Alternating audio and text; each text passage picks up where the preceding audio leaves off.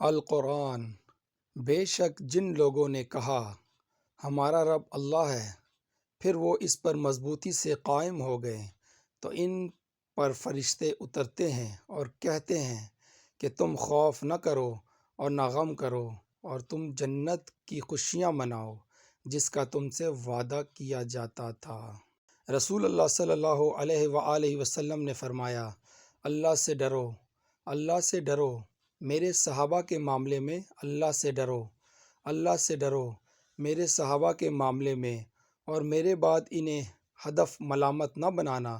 جو ان سے محبت کرے گا وہ مجھ سے محبت کرنے کی وجہ سے ان سے محبت کرے گا، اور جو ان سے بغض رکھے گا وہ مجھ سے بغض کی وجہ سے ان سے بغض رکھے گا۔